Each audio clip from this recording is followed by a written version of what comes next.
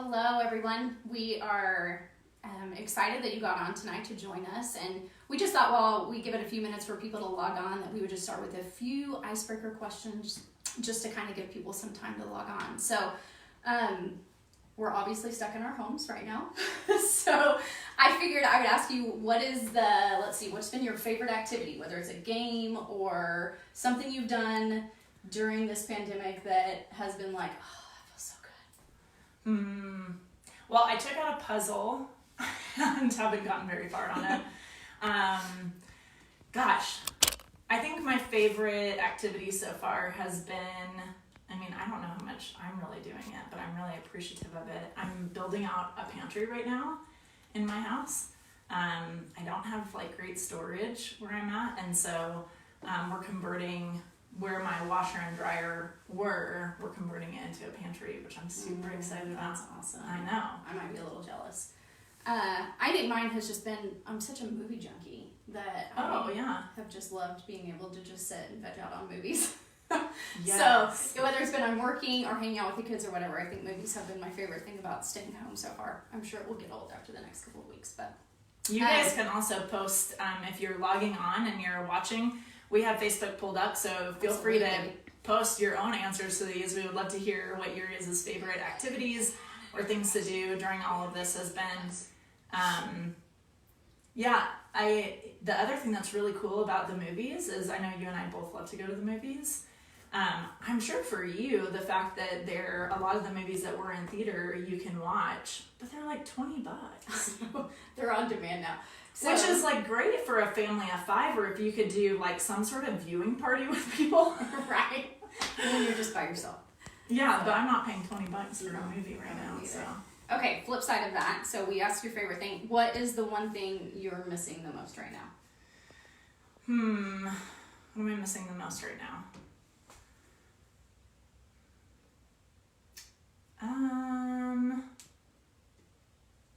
I think being able to get together with people. I think being limited in that. Yeah. Even I'm an introvert, so I don't mind being at home, but I think just knowing I can't go to small group and see everybody, or I can't just pop by somebody's house and hang out with them. That thought of I want to go see Alina, and going, oh wait, I can't right now. Right. I'm not really, I think that's probably what I'm missing the most at the moment. I think for me it's coffee shops. Oh, that's a good one. I miss going to coffee shops and getting coffee and hanging out and being social. Yes. That's probably my biggest thing. But that's a good one. Okay, well, I think we've probably given it a couple moments for people to log on. So I just want to go ahead and kind of dive in tonight. We, first off, I want to thank you, Alyssa, for offering to do this. Yeah. For those of you who don't know, if you're logging on with us the first time or you're just not familiar with our church, Alyssa is actually on staff at Element Church, and she is our connections director and does just such a great job of doing so much more than just connecting people. But man, she has such a heart for our church. But in her regular full-time job, Alyssa's actually a therapist. And so when she called us and said, hey, I want to offer to do this, I want to get online, I want to talk about things that we're experiencing, I just thought, man, that there's just nothing better right now. I think that so many people are going to be able to resonate with what you have to talk about right now, and what I hope so. Kind of what we're going to do tonight. So on that front, obviously there's probably just not one of us that hasn't been affected in some way by this pandemic. I know that there's so many things from the spectrum. I think we all kind of can experience this as a serious matter, and that it's heartbreaking and it's disturbing. And I know some people are taking great advantage of the fact that they're getting to stay home and they're having the quality time, and they're getting to, life is at a slower pace right now. And then you have the other end of the spectrum where people are just kind of experiencing so many different emotions and feelings and maybe don't know how to what they're experiencing, or even how to put words to that, because everything just seems so different right now. So in your experience, obviously I know you're seeing clients and you're out and about, and even with your family and your friends, what are you hearing out there of how people are just dealing with this and issues they're facing? Excuse me. Yeah, gosh, you said it. There's just, everybody's experiencing this in such a diverse way, I think that we, on the surface, we're seeing people's reactions to it, right? Whether it's judgmental Facebook posts about what people are doing or not doing. People responding to this in a lot of fear, and other people seeming like it's not that big of a deal. People getting more frustrated than others. So I think that it's interesting because what we see on the outside is what the reaction is, right? Right, sure. But when we're looking at it just from our own lens of how we're experiencing this or how it's impacting us, we're kind of missing why we're seeing the reactions that we are. And you start to hear people's stories about all the different ways that this is impacting them, and it's just so diverse, right? I mean, I know for you, Elena, you're working not only for the church, but you have another job, and that's only picked up and increased since all of this, but now you're having to homeschool your kids, right? And we just found out today that's... Yes, we're also reeling from the news that we found out we're not going back, which is obviously sad on many accounts. But yeah, there's a lot of things that have shifted even in my own life that I think that I don't know that I've slowed down enough yet to figure out how I'm even processing that. But yeah, absolutely. Yeah, and we have parents just like you who are working from home and are navigating homeschooling for the first time. I know that even with the amount of Zoom meetings that kids are having to have and coordinating them all and making sure that kids are logged on and helping them with their work, it's just different, right? And so there's that aspect of it. There's also just that some of us are feeling the loneliness of having to be at home and not be able to get out and see people, while others are like kind of feeling that restriction of like, I'm stuck at home and I don't have my own space, right? And I think with that comes like a level of guilt in all of this that can come up for us. Like, I feel bad that I don't want to be cooped up with my family at all times, right? I feel bad that I don't want to be a homeschool parent right now, and I really wish that school was going back into session. But I think that, that depending on the situation, it's just easy for guilt to come up because we are comparing ourselves to everyone else and how they're responding to it. Sure. You have people that not only are cooped up at home and kind of missing out on that alone time and needing that space from everybody else, but you have people that now are not only at home, but they have job loss. So now they're experiencing not only that isolation from everybody else, but now that sense of purpose and being productive with our days, struggling with financial stuff, and just trying to navigate. I know that, the unemployment is just flooded with people right now, so having to wade through that process and wait for money to come in. And then I think that, you also have like loss of events, right? I mean, I can't tell you how many people I've talked to that because I wasn't experiencing, I wasn't even tracking with it, but having to postpone weddings, like I can't even imagine weddings and then seniors. Like, I mean, I think that's heartbreaking too, of just that whole senior year, and I've seen a lot of parents experiencing that, and even just, I mean, my 6th grader, he's having a hard time not going back, and this isn't necessarily one of those big years, but he's having to process through just all of those emotions of, I didn't get to say goodbye, and I didn't get to get my stuff, and I didn't get to have an ending to the year, and he's at that age where, friendships are important and all of that, and so, just dealing with all of those events that you don't get to be a part of, weddings, people that have passed away, not because necessarily of coronavirus, from other things, that they can't even hold a funeral. They can't hug their loved ones in the midst of loss. There's just a lot of things that we've lost in this season that's really heartbreaking. I even have a family, you brought up like getting to say goodbye. I have a family that I know who they are at the end of the school year getting ready to go overseas. And so their kids are going, we don't even get to say goodbye to people. And they missed out on that opportunity because of all of this. So just a lot of definitely changes in routines and like a loss of structure right now that I think is really hard for us because we like to have some sense of normalcy to our lives, right? Some rhythm and routine. And that's hard to do right now when we don't know what tomorrow is going to look like, and we don't know what next week is going to look like. We don't know how long this is going to last. So I think that loss of routine is really hard for people for sure. Yeah. Well, and I think too that just overall picture of I think you said in the beginning, we've never done this before as Right. a nation, as global. This is something that we're all walking through for the first time together. And with none of us not knowing how to do that, and then all of us processing it differently. Yes. From your stance, what do we do from there? I'm processing it differently. My husband's processing it differently. My children are processing it differently. Yeah. So what do we do with that? Yeah. I think that first and foremost, I think that a lot of people are kind of labeling what's coming up for them as feeling frustrated or angry, loss of patience, right, with having to deal with a lot of change, feeling a lot of fear and anxiety. Sure. Yeah. And I think at the end of the day, when you really take a look at it, there's so much more happening beneath the surface than just those three things.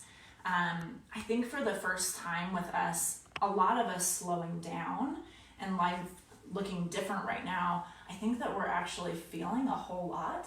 And it's hard to, like when we're in those quiet places, to ignore that, right? Because we can't busy ourselves and distract and numb those feelings out. I feel like this time has caused everybody to kind of be really introspective, like examining things and really, because you're faced with it. It's right there. You can't go anywhere. Totally. So and I think some of the things that we are feeling, and I brought this up before, like that sense of guilt about maybe I'm reacting the wrong way.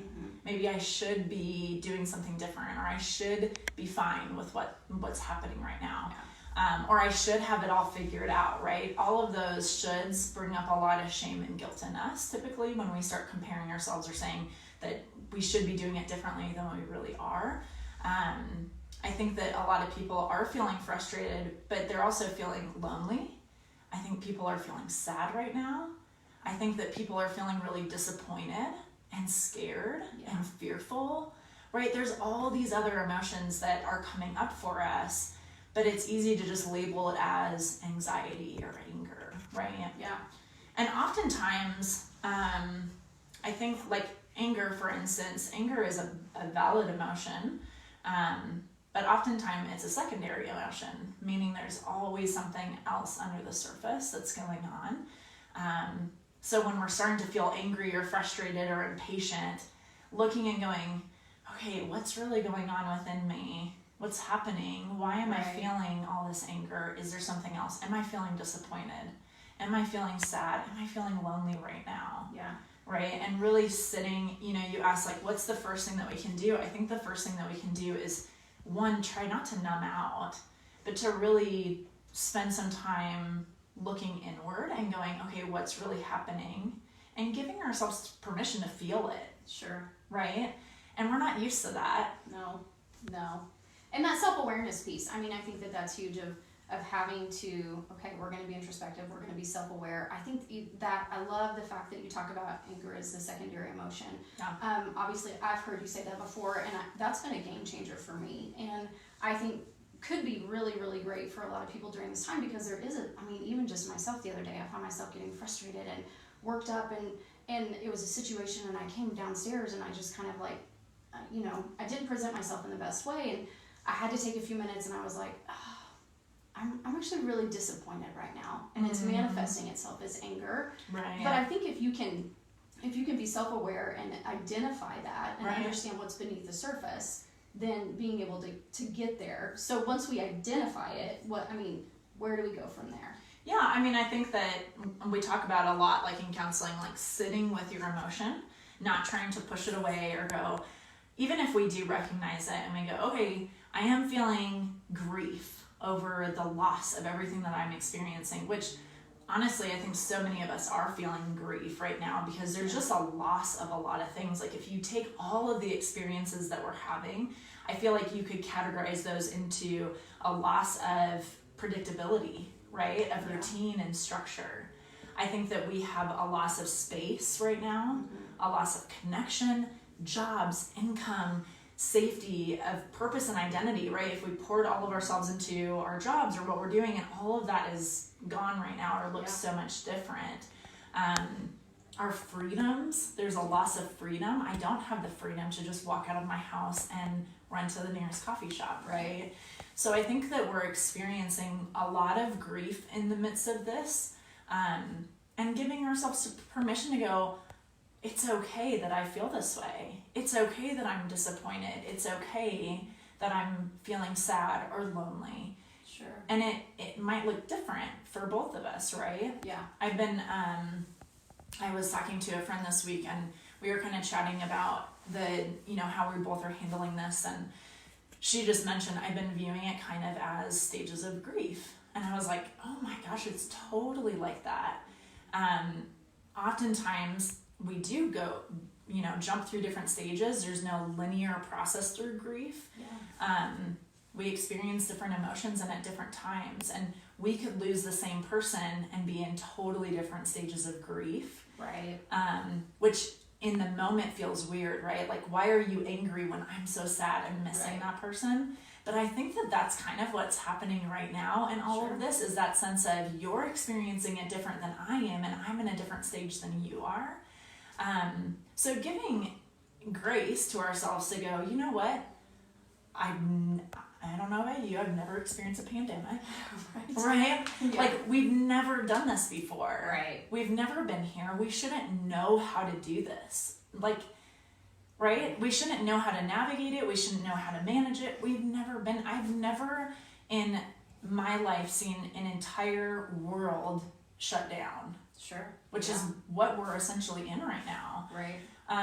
And for as long as it's been going on. So I think letting go of those ideas of I should know how to do this well is the first part of kind of feeling what we're feeling, giving ourselves permission to go, I don't know how to manage this well, but I'm going to deal with what comes up for me right now. I'm going to manage it well. I'm going to allow myself to feel it. Okay.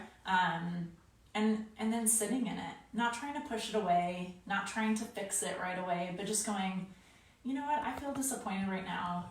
Yeah. And I'm gonna be disappointed. We can manage how we respond to people. And even like in that moment where you were saying a minute ago, I came in and was super frustrated and kind of started to look inward and go, oh, I'm really disappointed about some things right now. That's what's really going on. That even, I'm sure, helped you to manage your reactions to the rest of your family. Yeah. Oh yeah, absolutely. Absolutely. And even just, so I'm going to put you on the spot here, but yeah, go for but it. when we talk about sitting in it and just really allowing ourselves to feel it, I think for one that's extremely uncomfortable. Absolutely. Right? So a lot of us, we're used to just being able to stay busy or keep going or distract our minds or move on to something else. And I think we're not comfortable with saying, okay, I want to sit in it. And then we also have that other voice in our head that I think even comes out as, okay, but emotions aren't trustworthy. They're up and down, and they're not something that are trustworthy. So why do we allow ourselves to sit in it? What's the purpose of being able to sit in something? Because I think that the argument sometimes is, well, that's not doing me any good, Sure. Like it's, like by allowing myself to feel that, what benefit does it bring? Right, yes. Is that what you're saying? Yes. Yeah. So have you ever had an experience where you've been feeling something and somebody has tried to problem solve it for you or tried to pull you out of it and go, everything's okay. It's fine. Right. Yes. Look at it from this perspective. Right. Right? Mm-hmm. How does that normally feel to you? I don't react well. Yeah. Let's just be really honest. Yes. Because what does that feel like? I mean, yeah, what does that feel like when somebody essentially, it feels like they're grabbing you and going, no, don't sit over there. Right. In like I disappointment. don't have a right to feel the way I feel. Yeah. So it almost invalidates you. Yes, Okay. totally. Okay. Yeah, it's invalidating. It feels like you shouldn't feel this way. You should be fine. Yeah. And then that brings up a whole nother layer of shame, right? Of, well, they're not reacting that way. I shouldn't be either. There's something wrong with me that I feel this way. Oftentimes, when we allow ourselves to just go, you know what, I'm feeling disappointed, eventually when it's, our bodies have to, like emotions are there, right? God gave us emotions. Mm-hmm. They're not just going to disappear. So us giving ourselves the permission of saying, I'm going to let myself feel this, allows us to naturally move through it. Okay. Does that make sense? Mm-hmm. Just like if I get hurt and I break a bone, I don't go, well, I'm just gonna leave it the way it is. I'm not gonna work on it. I'm just gonna ignore it and pretend like it's not there. It'll just eventually heal. Yeah, I'm sure it will go away. Right. Time heals all things, right? Right. That's not what happens. We end up with a handicap where we have a broken bone that didn't heal correctly, and now we're trying to limp around on it. Yeah. And it ends up impacting us. And so what that looks like with emotions is that when we stifle our emotions, when we don't let ourselves feel what we're actually feeling in the moment, is that we numb all of these things that we don't like to feel. Okay. And like you said, it's uncomfortable. No one Right. likes to sit in negative emotions. It doesn't feel good. Why would I sit there? Right. But the more that we numb it and we don't allow ourselves to feel it, the more we're also numbing all of the positive emotions. We stay at like baseline, right? Okay. And we see this with people when they have like 3 emotions, right? Happy, mad, sad. And you don't see them fluctuate a lot. You don't ever see them like really joyful, but you also don't really see them like really sad. It's because when we numb our emotions, we're numbing all our emotions. We can't be selective about it. Okay. And so we don't end up really getting to experience it. And the emotions don't go away. Sure. They're just stuffed. They're just stuffed. Okay. And it comes out at some point. Yeah. In some way or another, right? Absolutely. And people have different ways of expressing that. Either it comes out in explosions, right? Yeah, so I think that it doesn't feel good to sit in our emotions, but ultimately it's so detrimental to not allow ourselves to feel what we're feeling. Obviously in healthy ways, right? We can control our thoughts, we can control our actions, we can control our emotions. We don't have to react. But saying like, you know what, I'm feeling really disappointed right now, or I'm feeling really sad, that's okay. That's how I feel right now. I'm not gonna try to push that down, or does that make sense? Yeah. I'm gonna just let myself feel that way until I don't feel that way anymore. Yeah. Okay. And that's a great way to kind of, it's almost like allowing ourselves to feel it in order so that we can move on. Yes. And because I think we trick ourselves into saying like, oh, we moved past that and we moved on. I'm fine. But in all reality, we really haven't moved on from that unless we've actually felt it and dealt with it and been able to take steps.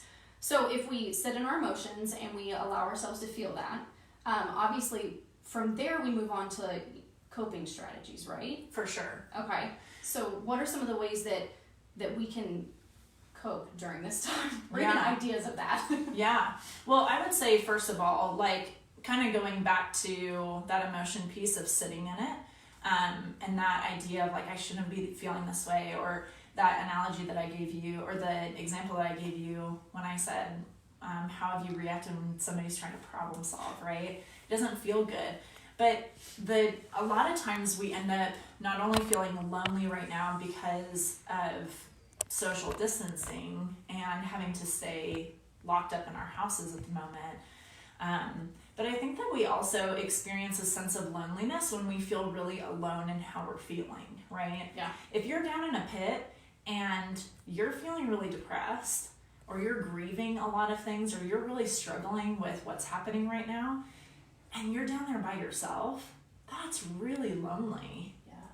And so I think the biggest way to un-isolate ourselves is to share and be honest with what's going on with one another and with people that we trust, that are safe, that we know will be in the hole with us and go, yeah, I totally get why you're feeling that way, and I'm here with you, right?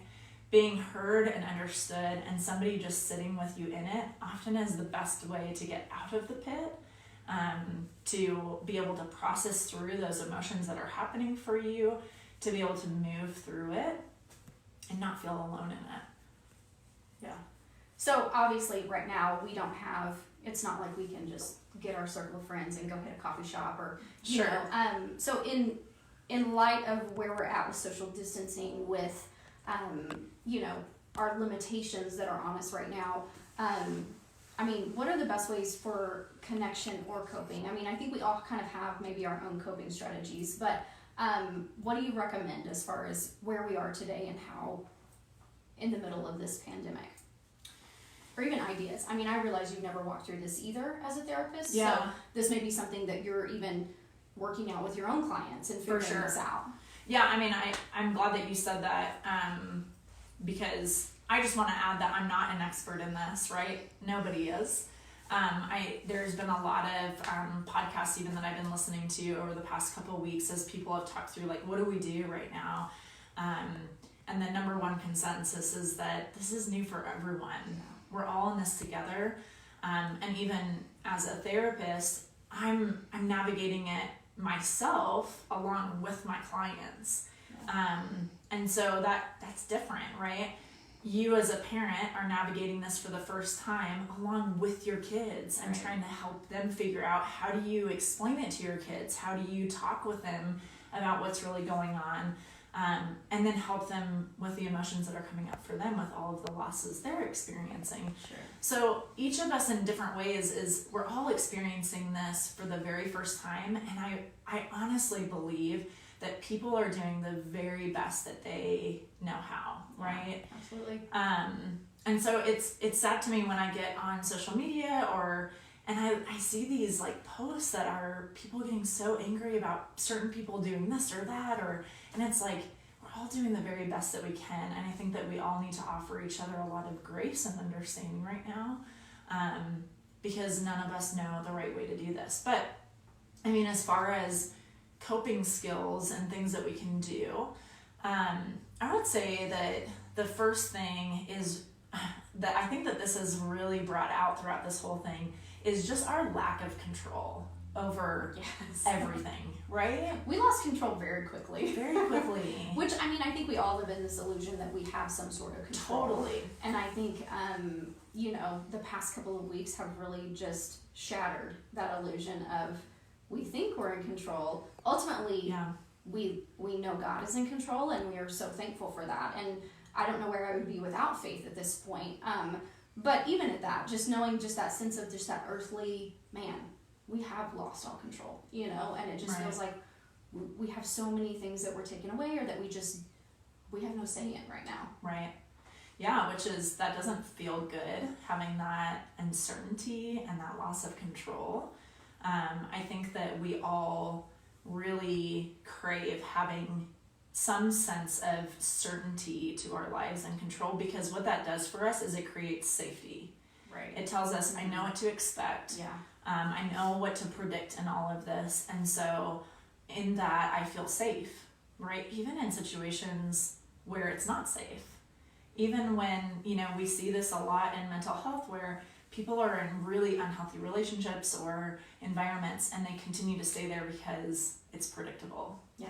And so we as humans really love predictability. In fact, one of the signs that you could be in a traumatic situation is the lack of predictability. Because it turns on our fight or flight. It puts us into hypervigilance. We become fearful and anxious because we're looking for that sense of grounding that we need. So I don't think that it's bad that we want control back, but we realize in moments like these, I don't have control. Sure. And I agree with you. I think that I'm so thankful right now that I know that I can trust that ultimately the Lord is in control of all of this. That so much of the things that I'm experiencing through this, of the uncertainty and the unknown, I can go, you know what, I don't know, but you do, God, and I trust you that you are in control of this. But I think really remembering and recognizing that we are not in control, and the only thing that we do have control over is ourselves. Yeah. Right? Yeah.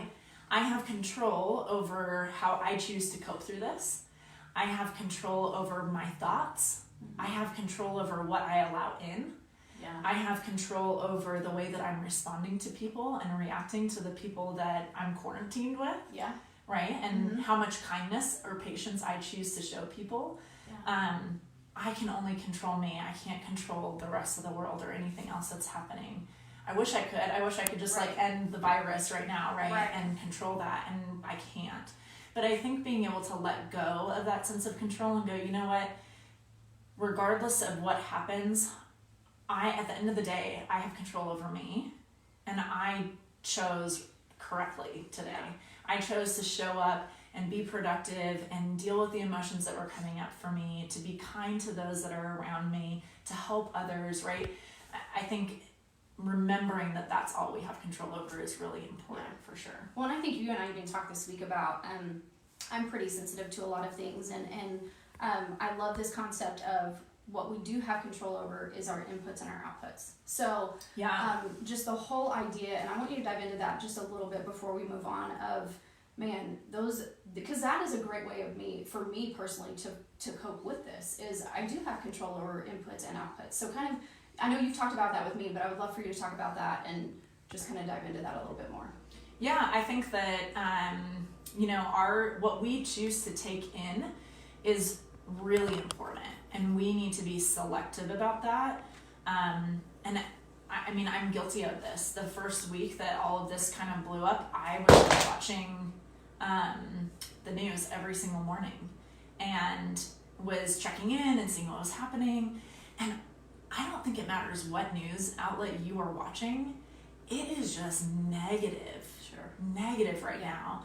And I realized even after the first week, like, I was starting to feel really anxious and fearful the more that I watched it. And so I had to stop, and I had to choose other news sources and had to limit the amount of news that I watched, because that affects me.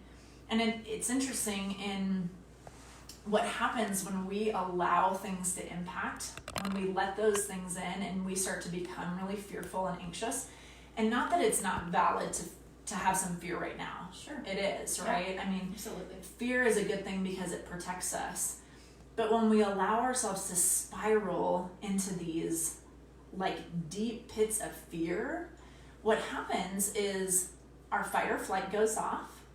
And that fight or flight is really good because it's used to protect us. But ultimately what happens is the rest of our brain goes offline. It turns off. So our ability to reason, to use logic, to problem solve through this, that all goes away. Yeah. And now all we are is we're stuck in panic mode. Right. And when we're cooped up in our house and you're in panic mode, that doesn't work very well, right? Because now the people that are going to be impacted by that is your family, because that's going to come out in a lot of negative ways. It's good to be aware of things going on and cognizant and like hold space for that and go, okay, there is this thing going on. I do need to be aware of what's happening, and I need to be cautious and wise about how to go about it, and limiting the amount of exposure that we have to all of that to not allow fear to overtake us. I think this is why the Bible talks so much about do not fear. Yeah. It literally turns off your brain and you can't do anything else. Yeah.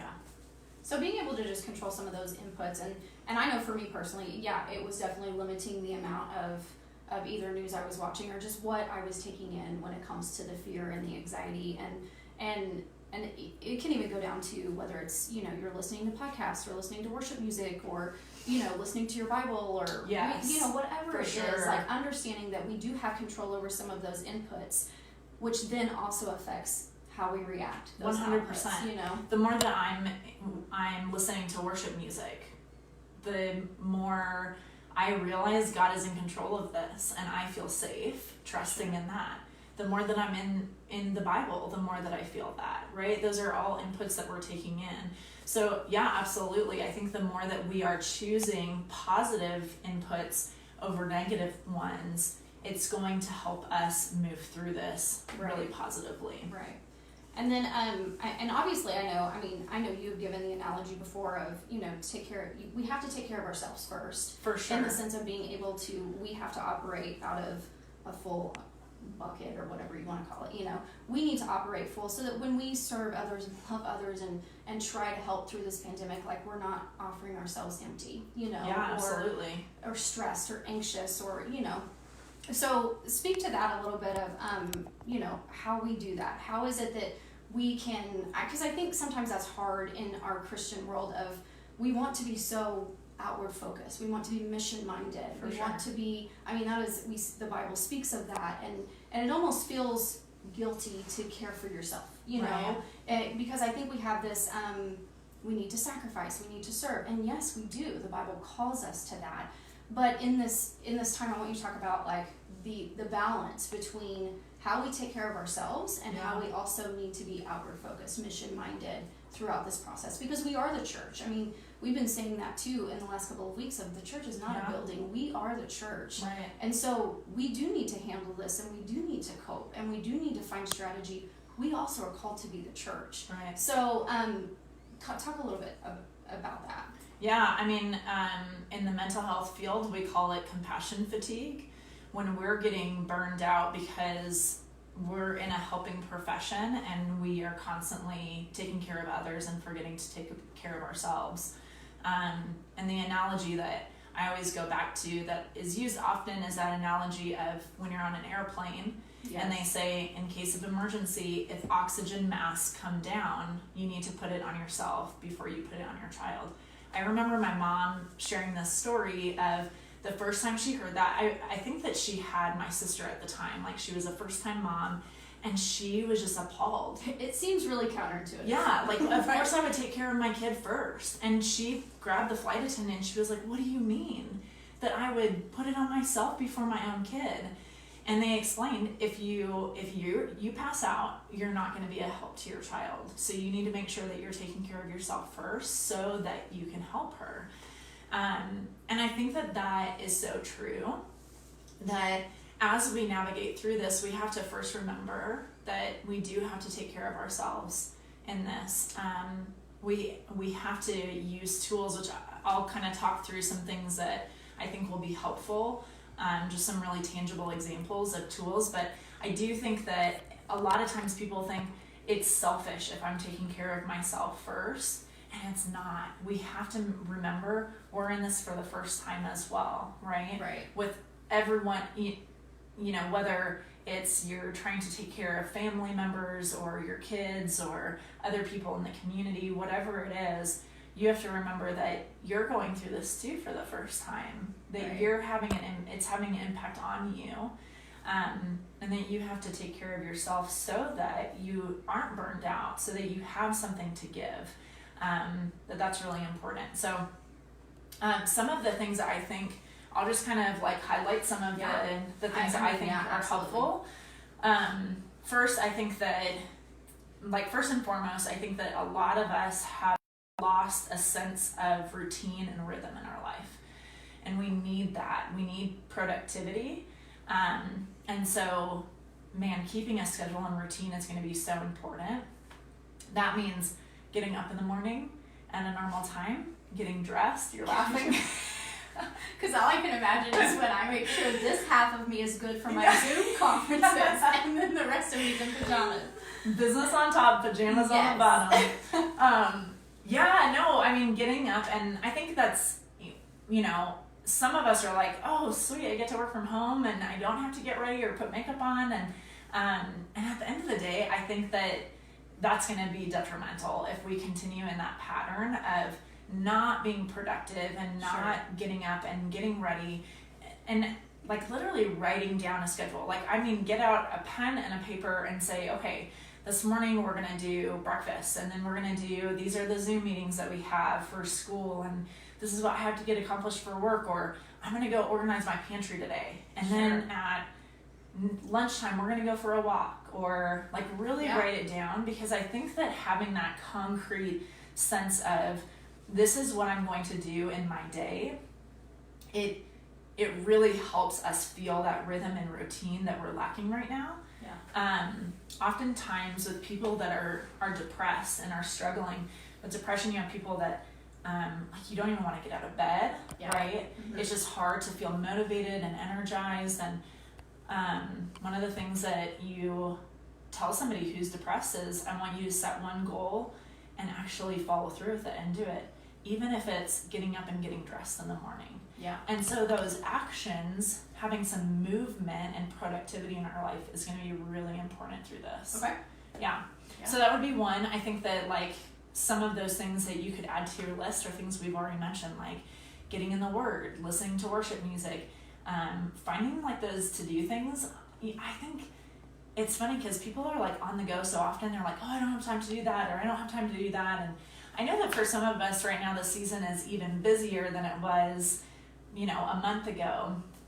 But looking at that and going, okay, you know, for me, I have a stack of books on my dresser that I've been saying for the past year I'm going to get to and haven't. Right.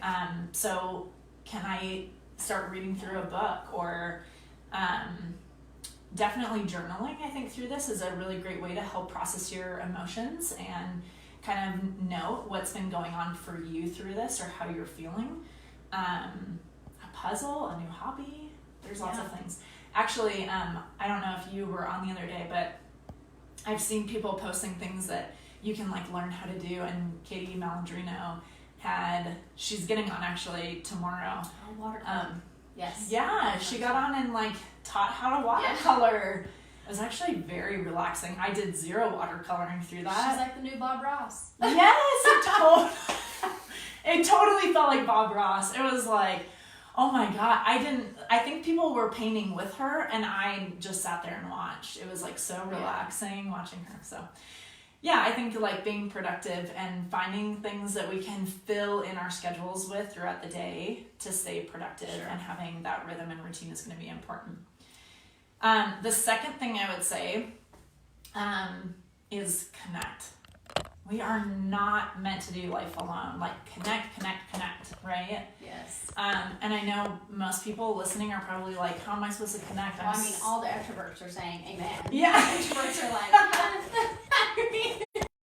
I want alone time. but like since we all are wired for that, like how important is that? I mean, and how do we do that right now? Mm-hmm. I mean, it's interesting because a month ago, we probably would have all said that social media is not real connection. Right? Yes. That it's this, a way of kind of, you know, posting your life in the way that you want to present yourself, and that it's not true connection. And now that's a lot of what we have is social media. Yes. I know for me, I had been off of social media for months and months, and now I'm like on every day, which I don't love, but it's a point of connection with people and just seeing how they're doing and chatting with people. So I would say there should be some balance to that. Sure. I've even, as I've been getting on social media a lot more, had to even put some limits on myself and go, okay, I'm, you know, only going to check it a few times a day, or I'm going to not get on at a certain time of night, and just kind of put my phone down and spend the evening kind of hanging out.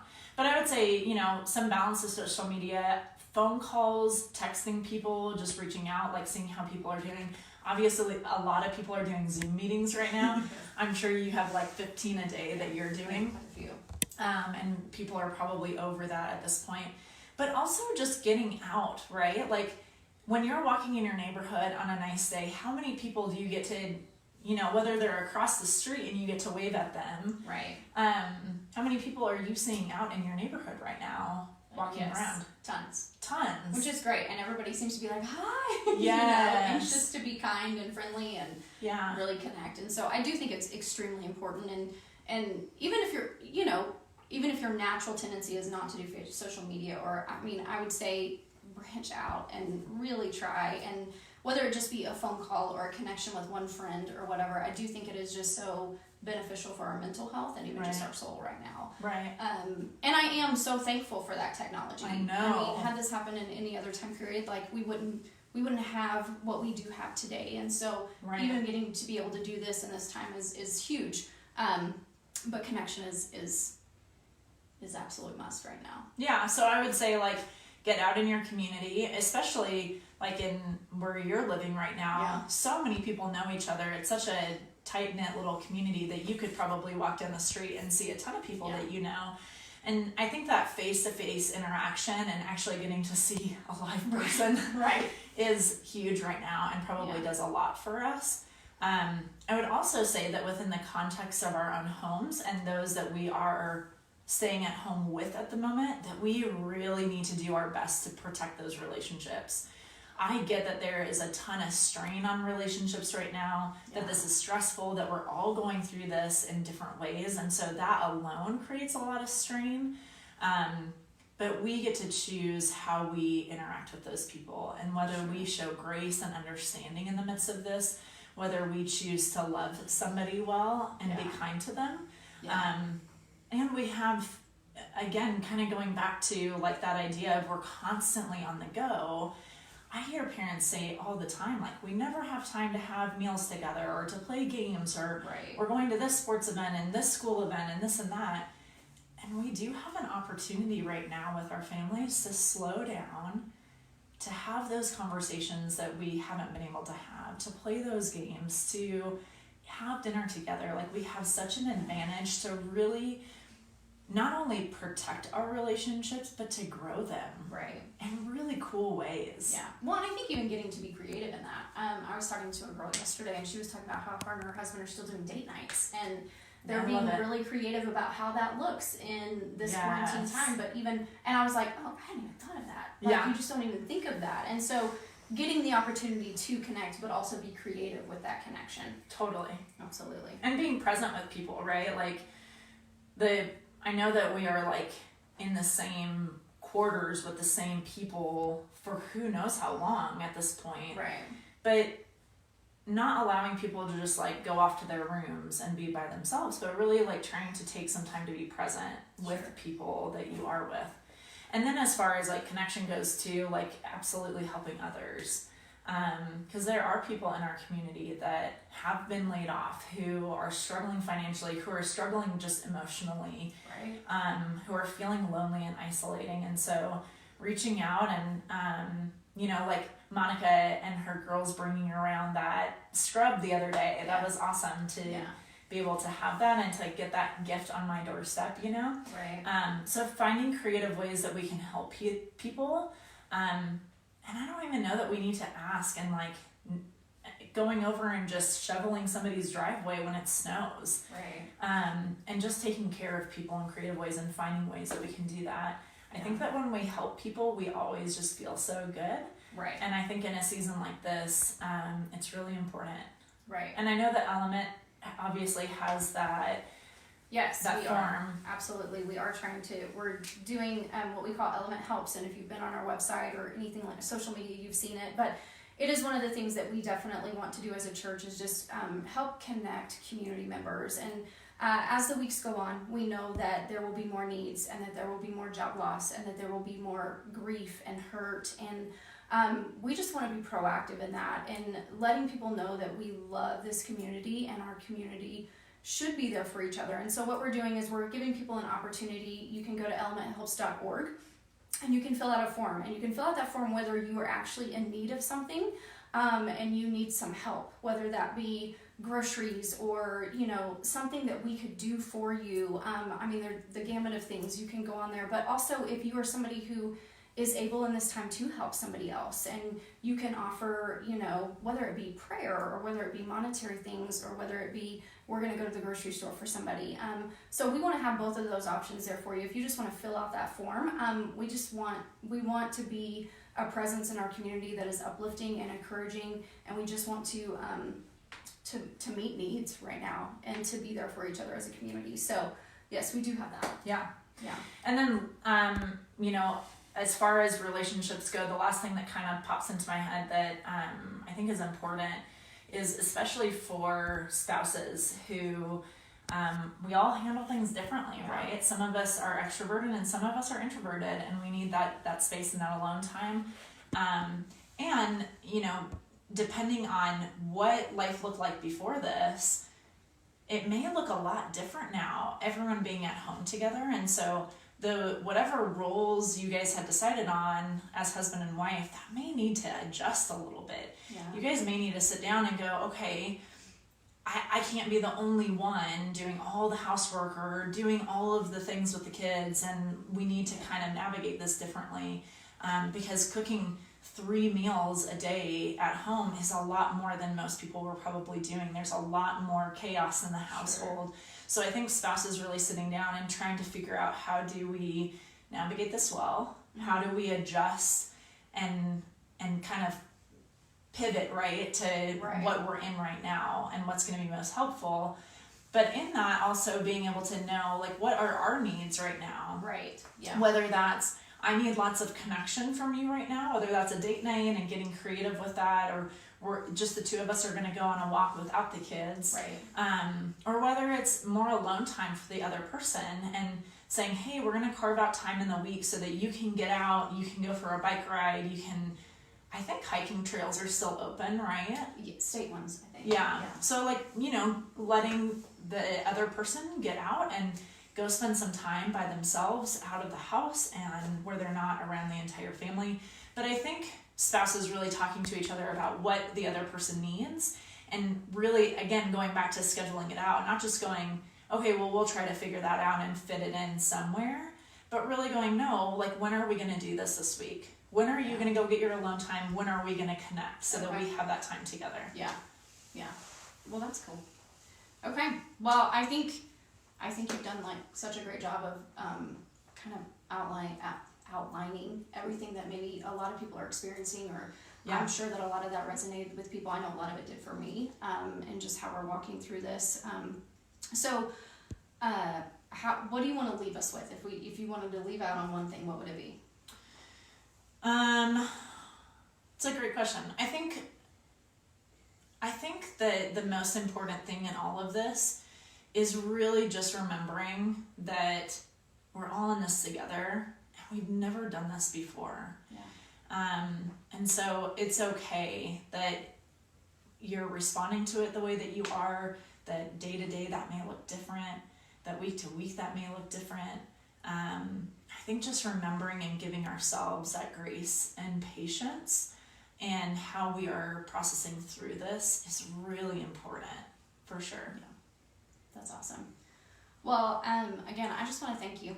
I want to thank you for coming on and doing this, and just really wanting to speak to the emotional and spiritual health of our community, because that, as much as we want to meet all those physical needs, as a church, we want to do the emotional and spiritual needs as well. Yeah. And so I really appreciate that.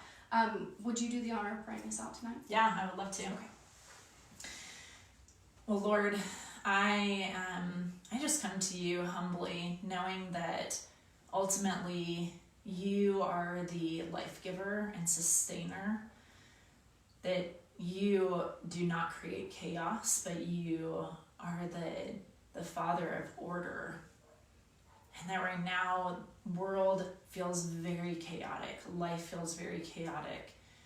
And I know that everybody's experiencing this in so many different ways, and all so valid. I think that the things that are coming up for us and the way that we're processing through all of this is valid. And God, ultimately, our trust is in you, that you know the beginning and the end of this, that you know how all of this will turn out, and that you are our Father, that you take care of us. You don't necessarily take the storm away, but you give us peace in the midst of the storm. And so, God, I just pray for anybody who's watching this, for all of the people that we know that are impacted by this, for our communities, our nation, and this world. Lord, that you would just settle your peace over us. That in the midst of the chaos and the storm, that we would see you clearly, that we would turn our eyes to you, and that we would remember that you ultimately are the one in control of all of this, that you love us, and that we can trust you. Lord, I just thank you for this opportunity to speak. I pray that this is helpful for people watching. God, we just love you so much. And we pray all this in Jesus' name. Amen.